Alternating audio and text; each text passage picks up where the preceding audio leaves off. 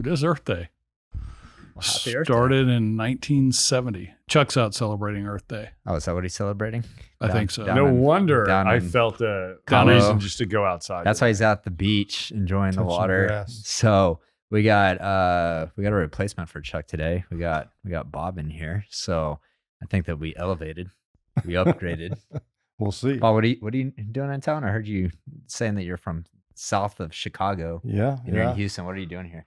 So I run a consulting company, helping oil and gas companies, and we got a workshop tomorrow. So Oh, cool. coming down to see some friends and Cool. talk some stuff. Are Yeah. you deep dish or are you New York style or Chicago style pizza? Well, I'm being from Chicago. I love my deep dish, but I can only take it like once maybe every 6 months because it just fouls up everything. Yeah. So New York That's style. a lot of dough and Yeah. calories That's going right. through the, Yeah. the So system. good when it's good. Yeah. So good when it's good. Pace But when it's yourself. not good, Right. man. Why don't you give us a little bit more of your background, Bob? Yeah. So I was in the Navy for a while. I was captain of USS Key West, a Los Angeles class submarine.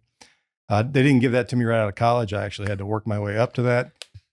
So I got an electrical engineering degree. Can't spell geek without double E. And that was boring as hell. So I said, I got to do something fun. So the recruiter came along and I fell for it and spent the next 20 years in nuclear submarines, 5 different boats, all 4 Los Angeles class, 1 Sturgeon class submarine. I've been all over the world in that, and got a lot of stories I can tell, and some stories I can't tell. But Sweet. I have learned. one question about Uh-huh. nuclear. Was there ever a time it says "Do not touch this button" that you're like you wanted to touch it, and when you did, what happened? so there's some buttons that you definitely do not want to touch unless you're serious. And no, I did not touch it. That's what allowed me to stay in the Navy. But I wanted to, because you always want to, right? Dude, thanks for your service. I By the way. had a cool podcast a couple years ago, and it was the founder of I think Redshift, I believe. And anyways, same type of background. Spent a lot of his life on nuclear submarines, and I got to learn a lot about the electrolysis process and things of that nature. So The bomb. But We call apparently, it the bomb. apparently it's genetic too. It's genetic. What? Oh, my Nuclear daughter's sub- on a sub right now. Shout out to USS Mississippi. Yeah, Your daughter's on Awesome. a My submarine. daughter is Awesome, the reactor dude. controls assistant. That's amazing. 24 or 5 years old. My wife will kill me. She's in her mid 20s running a nuclear reactor. Yeah, Damn. good enough. Yeah, you got 3, right? What's your daughter's name? Christy Well, shout Coombs. out to Chrissy. Lieutenant That's, junior grade. that's amazing. When we Maybe I don't know if they can listen to podcasts on submarines, but Not- when they research, not very deep. When they That's research, right. we had a Teams call. Was it Friday? I think it was Friday. And I think you described it as 18 hours a day, 7 days a week of getting your butt kicked. And Pretty much. so when you port and have some days off, it's Yeah. a different dynamic. I'll imagine. Yeah. Does dude, are you corporate or what? You said we had a Teams call. Yeah, well, that was his choice. I know you work for big oil and gas companies, so you Yeah. have to use Microsoft. right. But I'm like, man, At least it wasn't nice. Skype. is Yeah. Microsoft sponsoring this? Because if they're not, I can no, we rag should. them. Yeah, All we right. should get Microsoft to sponsor. So I know. So- then we'll be like, we love Teams. Let's go. It's awesome to have you here. I think nuclear will be in the conversation because we're going to be talking about big tech and data centers, and but we're also nuclear. going to revisit one of last shows, which wasn't last week. We didn't have a show last week. Yeah, we've been slacking. Yeah. I think, Okay. We were celebrating Earth Day a week ago. yeah.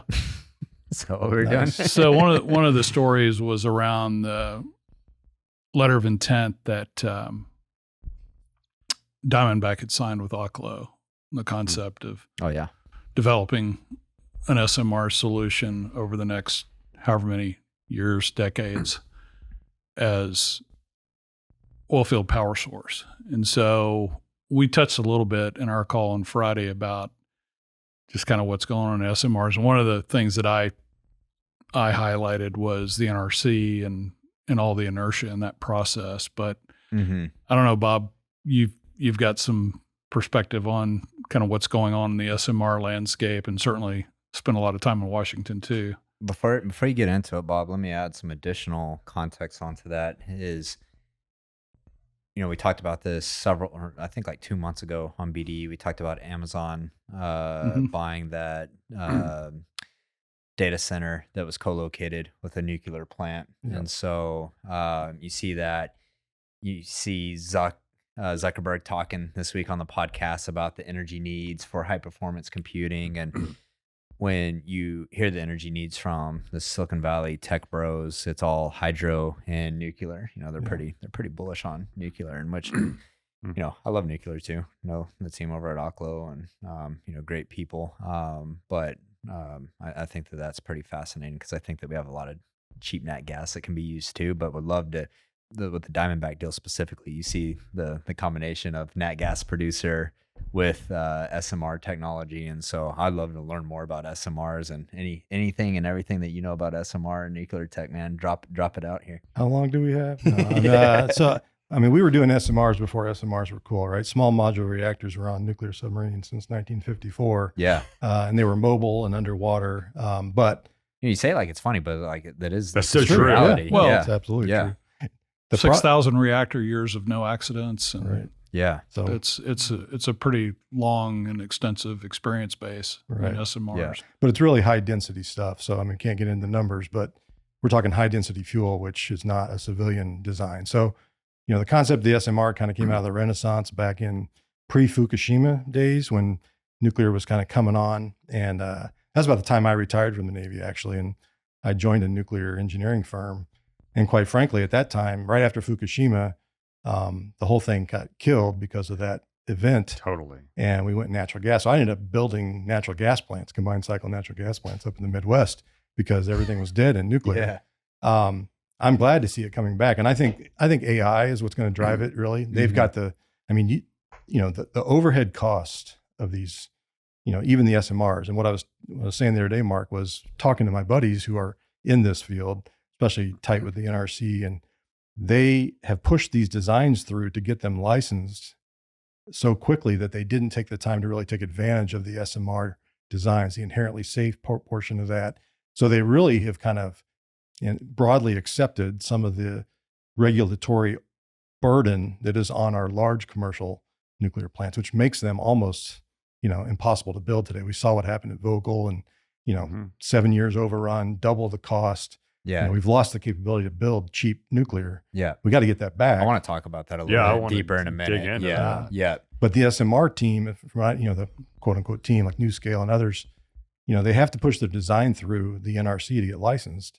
And they kind of, again, this is broadly speaking, accepted a lot of the regulatory burden of a previous design. So, I don't think we're going to gain a lot from the SMR world until we get through that. Now that AI, I think, can push through that, because those are it's tech money, it's big money. They have political They need clout. the power. They have political clout. It looks better. That's what I was talking in to. Congress. I was talking to GP Ed and Andreessen Horowitz on Twitter yesterday, and we are talking about this. And I was like, look, it's like energy needs the political clout of Silicon Valley, and then Silicon Valley needs a deeper understanding of energy, and specifically, how nuclear and natural gas play into that.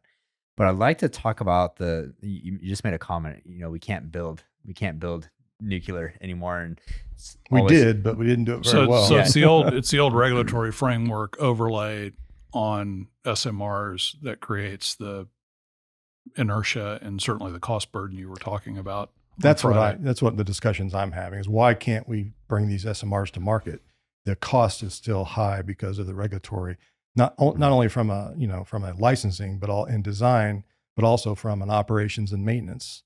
We've got to figure out how to, right size, fit for purpose, the regulatory burden. And, I talk to my buddies in this commercial nuclear, it's overkill, to the nth degree. We got scared by 3 Mile Island. Was it really that big of an event? Let's go back and be, reasonable about it. Chernobyl, that was a bad event, but that was some really bad mistakes. Yeah. So, and then Fukushima was a poor design. That design. So anyway, all that together says nuclear is very safe. Yeah. But the regulatory burden is still so high. But that's what, there's all this infighting on Twitter between renewables and oil and gas and nuclear, and renewables people hate nuclear and renewables people hate oil and gas. I think renewables people are the common denominator here. But every time people bash nuclear, it takes too long to build.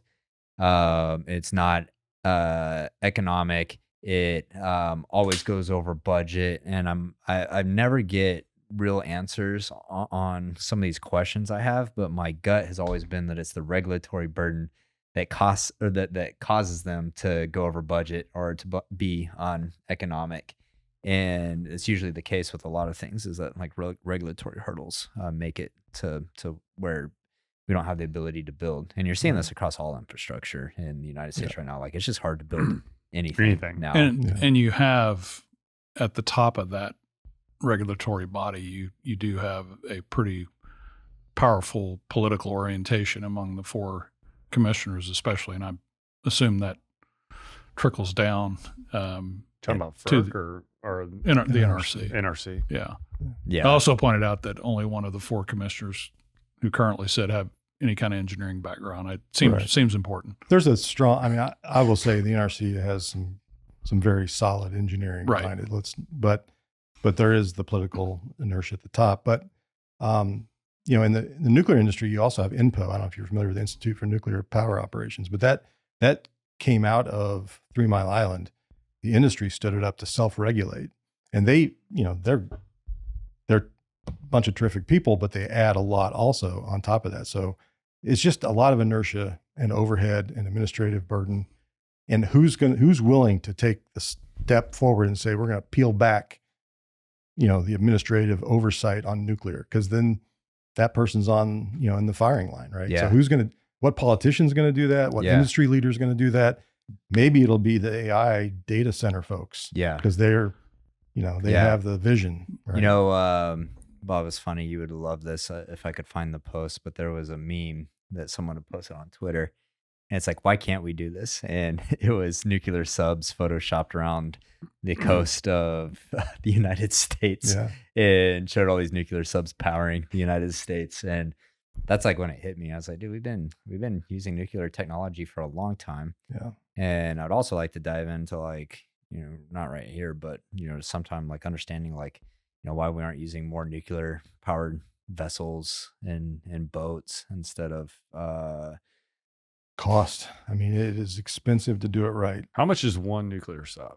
Right now, they're about 2.3 billion, I think, for the fast attack and the one.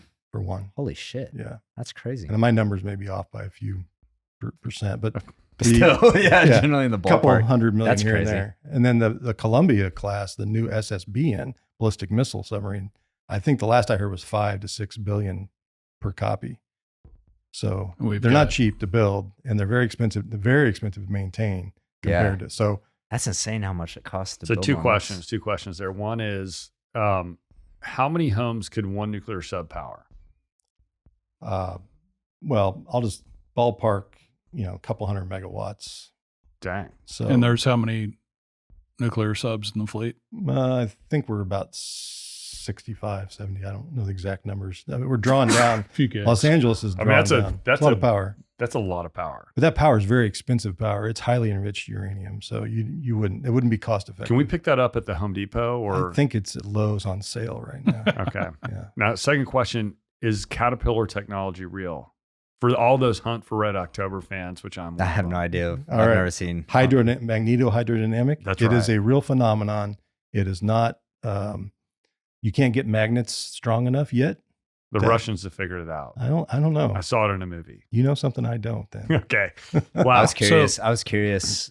Just that figure of how much it costs to build a nuclear sub is insane to me. Yeah.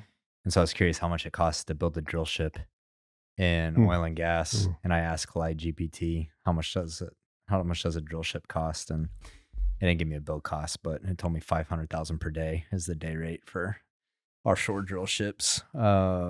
I'd be curious how much it costs to, you know, from scratch to build. Well, one of those, we work in the Gulf of Mexico on some of the platforms out there, and BP just commissioned Argo. And I think the number I was hearing was somewhere around 15 billion for that platform. Okay. That sounds about right. Yeah. Deep water platform. Yeah. Yeah. That's what I need. What technology is that? Is that a not a spar? It's TLP? I guess. Yeah. I'm not a designer. How deep is the water? Ooh. That's it, dude. You can't come on a show with Mark. He's going to ask you every single detail. Man. That's why I need the laptop. Like you came here with a podcast. Yeah, it's deep enough. You can have mine. It's deep enough for a sub to go through it. Yeah, we can go under it. So your toggle from nuclear engineering to building natural gas combined cycle plants. Is that where this heads ultimately? Because there's just so much cost and regulatory headwind against SMRs that, and we have, nat gas is traded at the Waha hub negative for most of this year. I would love that to happen, but what I'm hearing is the money being brought in by AI will probably overpower. They really,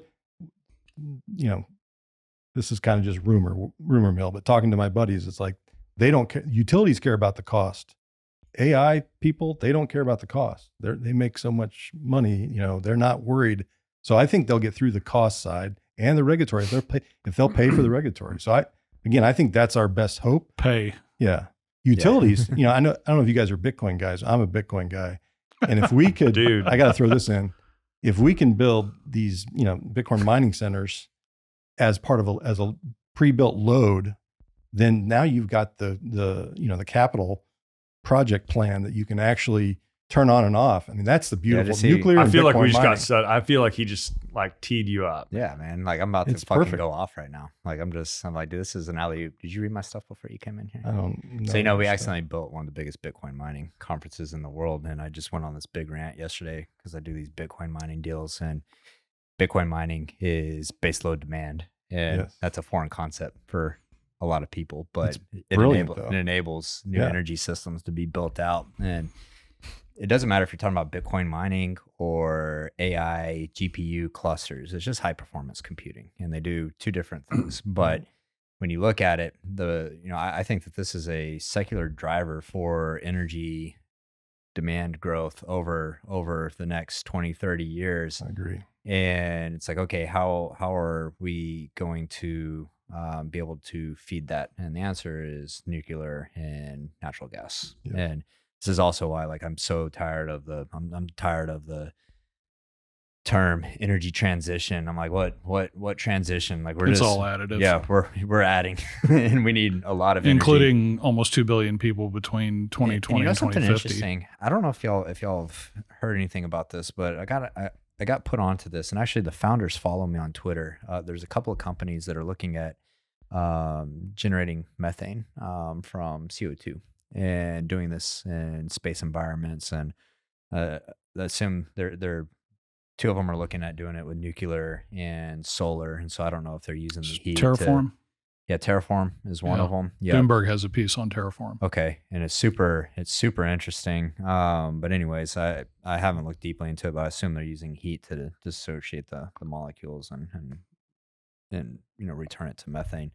But anyways, when Brian Gate came on our podcast last year, he works for Oklo, and he wasn't representing Oklo, but he was just on the show. And I can't remember if on the show or outside of the show, he told me, he's like, yeah, we really want to use our SMRs in refineries and downstream. And that's like when it opened my eyes. It's like, oh shit, you can use SMRs for heat, and these refineries need heat. And so when it started clicking to me, and then you saw this deal with Diamondback and Oklo, and Diamondback's an investor of ours at DW, and I love Diamondback because they're forward thinking, and they've made investments in Verde And a clean cost leader. fuels. Yeah, for sure. And everything. Over 80% of industrial energy consumption is in the form of high grade heat. Yeah. So this is actually an ideal Yeah. solution for it. But I think what's interesting to me is getting to talk to guys like you, Bob, and a couple of others that I know that worked on nuclear submarines. Is like, that's just another Tuesday, right? Like operating a nuclear sub. Like, what I mean by that is, like, it's super safe. We've been doing it for a long time, Decades. Yeah, and we talk, like, when general public talks about nuclear, it's oh shit, It's not magic. It's not magic.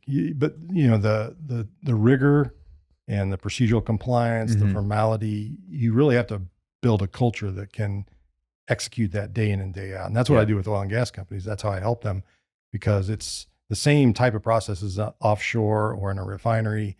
You just have to decide what risk you're willing to take and how much you're willing to spend to reduce that risk. On a submarine, we're willing to do whatever it takes because we all go down together. And the whole program, we were taught as young officers and enlisted sailors on nuclear submarines that we could not have a nuclear disaster because it would take our license away. We would lose our nuclear submarine capability. So, I think the oil and gas industry has to embraced that mentality. So anyway, it is not magic, but it is rigorous, hard discipline, execution day in and day out. Yeah, and for sure. And I can say from personal experience, it works to make pretty meaningful improvement in day-to-day operations and how you execute things from an efficiency and safety standpoint. It always stood out to me, the stark contrast between land operations and offshore operations in oil and gas. I mean, once I went offshore, I was like, shit's really strict over here. Yeah. And they just have that like really baked into the culture. And land rigs are like that now, but they weren't when I first started. One more question for you on nuclear, because talking about the intersection of big tech and nuclear, you have people like Sam Altman that are, really pushing fusion. And it seems like every 6 months I see some press release about, a breakthrough in nuclear fusion technology. What's your take? What's your take on fusion? I mean, is it actually 10 years away? It's the same as quantum computing. It's always 10 years away, right? I mean, I'd love for it theoretically, yeah. But, are we going to find the material? Are we going to break through the material science part? Because that's really the magnets and, be able to suspend the plasma. That's the same problem I was studying in college 30 years ago. Yeah. That, is it something we can break through? I think someday we will. We'll wake up and we'll have it. That would change a whole lot. Mm-hmm. But until I actually see the megawatts meter with my own eyes, and know what's going in and what's coming out, because need some net output. I need a net positive output, or I'm not, and I got to see it because there's, I think what's interesting in that though is what AI is going to be able to do for us, especially in material sciences, and help us discover new things. And so it's kind of interesting to think about, like, it takes all this energy to create AI, and then AI helps us discover new forms of energy. Yeah. So it'll be fun. It's accelerating. I think maybe in my lifetime. Yeah. But I wouldn't doubt it. It's like Caterpillar Drive, though. That was also a thing in 1980.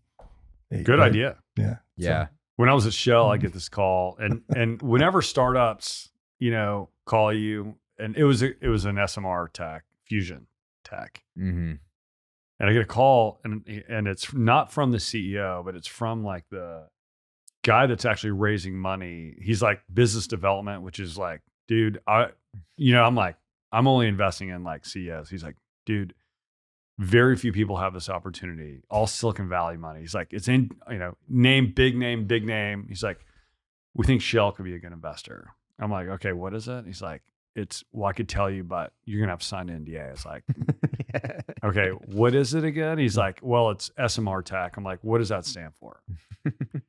And he knew what it stood for, but at least I had to challenge him. And I'm like, great. So you've proven the technology? He's like, well, we're almost there. I'm like, and what is missing? As a non-engineer, can you communicate it to a non-engineer, from non-engineer to non-engineer? And it's like, well, we haven't proven the actual, like, fusion has not been figured out exactly yet. I'm like, well, what the hell, man? I was pitching this angel group a couple of years ago when I was raising our first round for DW, and there was 3 startups, and we're on the Zoom call because it's during COVID. And the guy before me is pitching, so I'm sitting there listening to his pitch, and it was a nuclear fusion technology, and he was raising $250,000. And I'm like, dog, I think you need to be raising like 250 million. Yeah, and that's still not enough. Yeah. So what are you doing here? So taking your money is what he's doing. Taking the money. And so, anyways, all fascinating stuff. I think that this is just going to be a recurring topic moving forward in the future as we continue to talk about high performance computing and energy and the intersection of it all. And, it's pretty, kind of give you guys like a peek behind the scenes. Like, it's pretty cool, as we're building out our AI and training models, like I can sit there and look at, how much did a query cost? And, I can see what the pure compute cost is. And that's really an electricity price. And so I love this convergence. It's like we're reaching this point of singularity where energy, software, and hardware are all coming together. And it's cool to see everyone talking about it. I told David, the GP at Andreessen Horowitz, which I don't know if Chuck saw me talking to. If you've been a listener of the show, you know that Chuck has been sending Mark Andreessen kind of like level of crazy ex-girlfriend messages. He's been sliding into Andreessen's DMs. Yeah, he sends Mark Andreessen's messages like they're friends. He's like, hey man, great idea here. We should do this. Also, I'm thinking about this. Mark hasn't answered them. But anyways, David, one of the GPs was talking, and I'd mentioned, John Arnold, our boy John Arnold from Houston, joining Meta's Facebook's board because Mark Zuckerberg wants to get smarter on energy. And so I thought that was really fucking cool to see that. And so, it'd be cool if we get to the point where we're just building out a shit ton of seems to be correlations SMRs here. and start building out a lot of SMRs. And, I love that you have, like, you went from nuclear technology to building these combined cycle nat gas plants, because Mark and I were just talking before we got on the show, and I'm friends with a few companies that are building these large nat gas turbines. They're 20 megawatts to 60 megawatt nat gas engines on oil and gas leases. And their whole premise is, hey, you as an oil and gas company, bring out this nat gas turbine. We'll produce the electricity for your lease. It'll be cheaper than on-grid electricity. And also we're going to tie into the substation and participate in ERCOT's ancillary program. So we're going to sell electricity into the grid during peak demand. And I was telling Mark, as I used to throw your Bitcoin miners out there, and you've got a hosting site. And so now you have all this optionality. Do you want to put a nat gas molecule into the pipeline? Do you want to power up your lease with electricity? Do you want to sell into ERCOT, or do you want to mine Bitcoin? And so distributed power. Yeah. And now cool. we'll see what Diamondback's doing with SMRs. Maybe there's some SMR plays into this too, but I just think that West Texas and the Permian Basin is going to be nat gas is setting a pretty low cost bar. Yeah, that's it's very absolutely. I'll never forget. Every time people are like, solar's the cheapest form of electricity, I'm like, are you sure? Because I know a lot of guys getting $- per MCF. Around the rest of the world, you can talk about like how energy prices are high, but then you look here in Texas, especially, it's like nat gas just destroys that argument here. So the late great Steve Chazen was speaking at TPH's Hotter Than Hell. This is several years ago, and Oxy had somewhat deviated from what the quote unquote E&P investors wanted to see, more upstream. Well, they had announced some plans to expand petchem on the Gulf Coast. And Q&A after the remarks, first question, and the only question was, fairly aggressive in terms of kind of, why the hell do you want to do this? And he said, well, we like the fact that the U.S. has got permanently cheap natural gas permanently. And he was an executive not prone to hyperbole, but I think many years down the road, it's kind of proving to be right. Pretty smart. Yeah. By the way, Meta tripled its profit because of AI targeting their new algorithms, using AI to target people better. Yeah. Well, what's crazy, I love Zuckerberg is straight up in shark mode right now because, they just released Llama 3. And it's like, why would Zuck spend billions of dollars on GPUs and chips? I mean, he's controlling the market right now for buying chips, and open source their large language model and just give it away for free. And I think the reason is because if you like OpenAI, they could potentially become a threat to Facebook. And so he's cutting the legs out from all of other big tech, playing the long game. He's like, I'm going to build the best large language model. And I'm going to give it away for free so that you guys can't monetize. And anyways, I think that I'm a huge Zuckerberg fan. So you got to give credit for, like, Silicon Valley owns sort of electrons. They dominate electrons, but they do not dominate molecules. I mean, like the Tesla just recalled its Cybertrucks. When you make stuff like oil and gas, I mean, this is where this is our bread and butter. Yeah. Did you see the Tesla, what was happening with the gas pedal? No. Do they call it a gas pedal? It's probably called something like cyber pedal. Electric throttle. I don't. But Shock mode. Essentially, the gas pedal, and it has a cover on it, and it looks like some kind of like steel, probably not steel, but like some kind of plastic cover. And anyways, the cover was becoming unattached and sliding off the gas pedal and wedging into the dash. And so the accelerator would be 100% down. Yes. And that's a lot of fucking...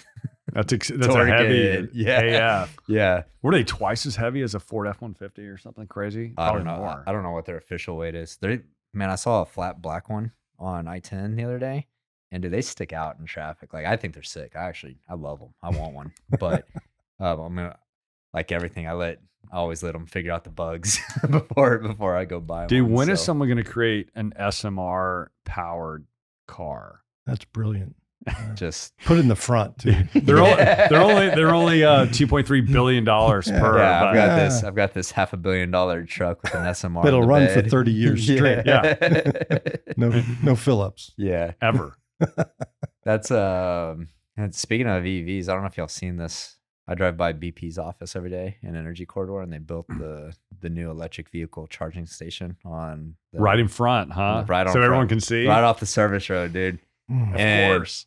Also, I was also gonna post. I think it's funny every time I drive by BP, there's a flock of buzzards circling around BP, and it's because they got that pond. You know, like they have a lot of vegetation, so there's like dead animals. But I'm like, this is funny. Anyways, but I saw people came up to the office yesterday, and there was a lot of cars there on Sunday at like 2:00, 2:30. So apparently they opened it. There's people using it, and I guess it's just open for the general public. And thought it was interesting. People there sitting charging at 2:30. That's the last thing I want to be doing on a Sunday is charging off I-10. But anyways, well, It's what you have to do with EVs. have you seen the prices of Teslas? I've been so tempted to buy one. 29,000, I think, for the Fucking crazy. You go look at a used Model 3, and I mean, you can pick these up with like 40,000 miles for like 20 grand. Didn't Hertz dump their They dumped entire- all their inventory, and I'm looking at it. I Dude, mean, massive layoffs. They can't at get 'em Tesla. the away. price has just absolutely crashed on used Teslas, and I'm looking at it, and I'm like, that'd be cool to have as a, drive it. back Used and forth from used the office. Check EVs that are a battery. no-go right But see, now. I'm like, there's something weird about buying a used EV Yeah, to me. the Like, there's just battery. something weird about it. Yeah, it's like, but I want to buy a used iPhone. I sold my EV at the height where Yeah, you right got before lucky. it all crashed. You got lucky. Dude, it's like me and Bitcoin, dude. I always come in at the low and sell at the high. Awesome. Yeah, It's the way I roll, Can bro. you share? and you had the, I mean, you had Just the luck. nicest, EV out there. It's not like you're driving a Leaf. I mean, you're Mr. Porsche Taycan, fucking big Pretty shot. nice. And But I'm like, man, I want to go back what to happened? It was done on you in the garage. You couldn't charge it? my charger. Like, this is what Porsche failed to mention, that the chargers overheat, and basically an electrical storm melted my charger because the chargers run hot anyway. Yeah, They don't tell you how hot those things actually. Pulls a lot of pulls a lot of charge, but it's really hot. yeah, And that thermal management just hasn't been figured out on the charging side yet. yeah.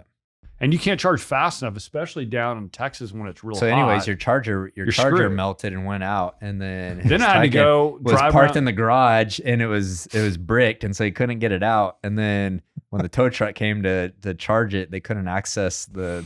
There's a little battery to charge the big battery. But the thing that frustrated me is I had to drive around town, and there's only a few like fast charging spaces. Yeah, And that damn company, what's it? Charge Point. No.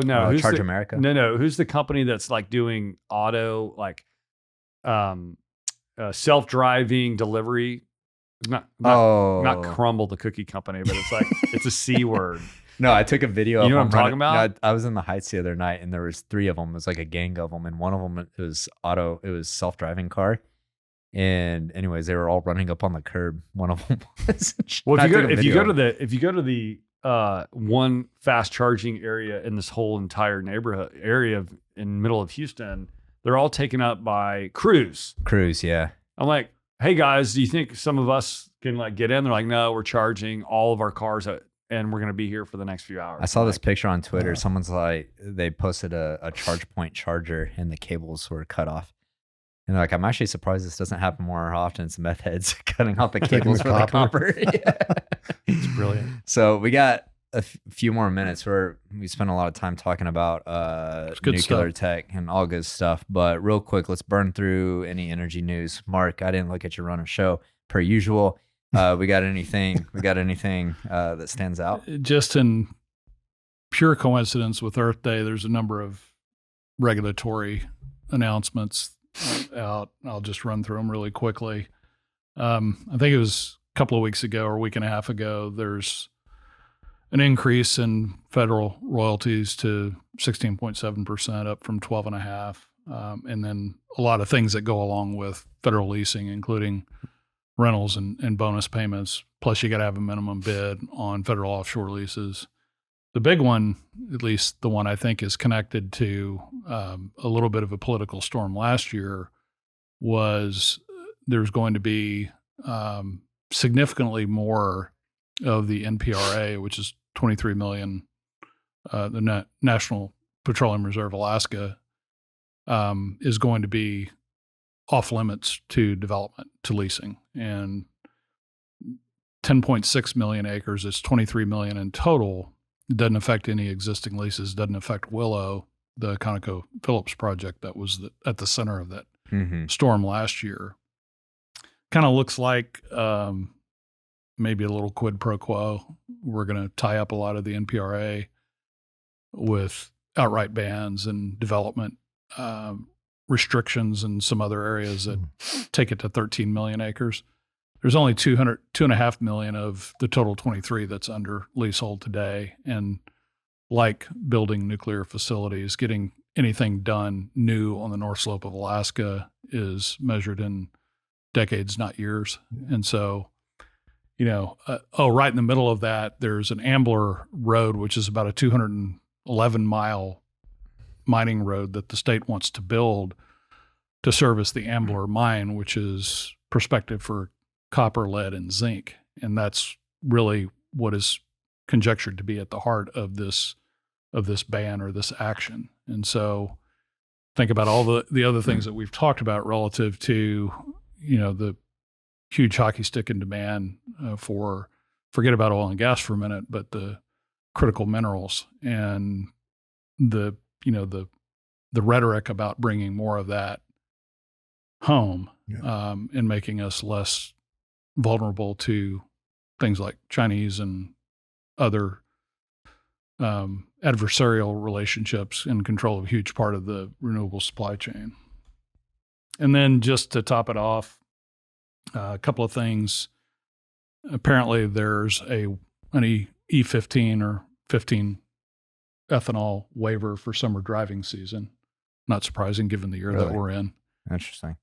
So it was touted as, consumers are going to save as much as 25 cents a gallon because fuel's more available. We're just going to forget about, summer driving emissions standards for a little bit.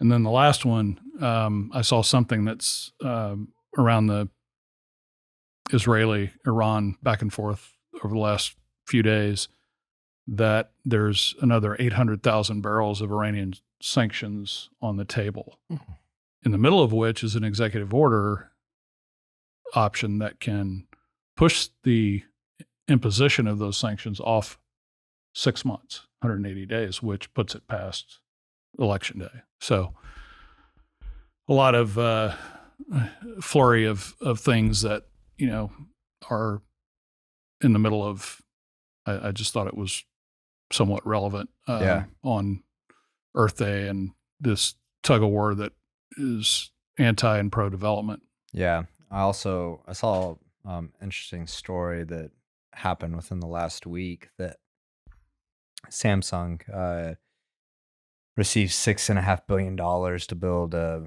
semiconductor plant in Texas.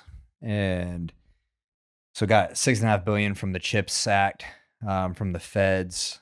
CHIPS Act passed, I think, 2 years ago, and mandate was to build onshore capacity for semiconductors. And so $6.5 billion from the government for that, and then Samsung's expected to put $40 billion into it. So it's going to be a massive facility. And I thought this is what was cool about it, was that they can both, the facility will do research and development, manufacturing, but also packaging. And so now as it stands, any semiconductors that are manufactured in the United States have to be sent over to Taiwan to be packaged.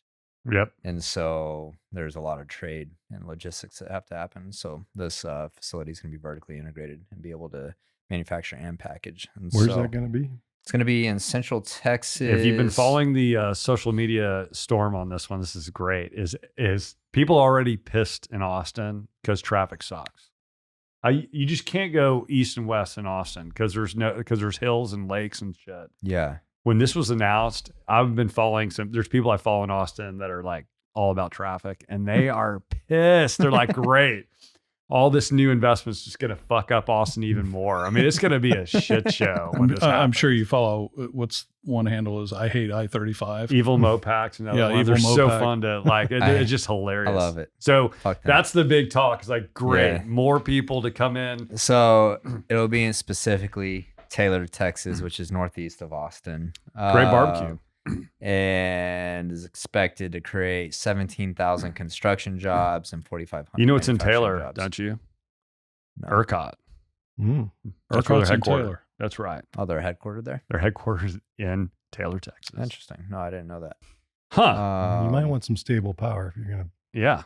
Yeah, that's what they're build going chips. straight to the source. Yeah. Yeah. They're going straight to the source. Yeah. How many megawatts does a huge manufacturing plant like that take? Probably a shit ton. And so, anyways, this plays One back into- SMR. this plays, yeah, one nuclear submarine. More than that. Yeah. I'll pull. Can you get one? You got How do you get a rivers nuclear going up there? submarine from to Austin? You Can they just- actually? Do they survive out of water? How long are they? No, they do not survive out out of water. No, they're like a shark. If they, You know, like a How you know long? those, I actually don't have like any conceptual understanding of how big. a football nuclear- field. Fast attack submarines. A football Damn, field. dude, that's for some reason that's way bigger than I was thinking. I don't know how big I thought they were, but ballistic that's missiles. Submarines are 525 feet, something like that. Jesus Christ. Okay. They're big. So yeah, how do you transport like a submarine? To, Lots of You lots of don't. elbow room too, right? You just build it. You build it in the port, and 2/3 of it's propulsion plant. So but it's the it humans uses live it in needs 1/3. it uses water to cool itself, Yeah, right? seawater. Yeah. Okay, so it actually can't survive out of water. Well, you can survive for a while. You just have to have some auxiliary cooling. So you could, put a radiator up in front, really big radiator, just like your car. you know what I love about this is now with Collide GPT, this episode will be in there, and so if technically, if someone goes and asks, "Can a nuclear submarine survive out of water?" It's gonna It's pull there's up. gonna It's be gonna an get answer. the answer. Hey, It's we gonna have be an like, no, expert it right can't. here. They go in dry dock all the time, right? You ever been in- Captain of a nuclear sub. It will I've seen those survive. big cryogenic trains for these big NGL facilities out in West Texas. Yeah. They do these routings and they have these massive caterpillar looking Yeah.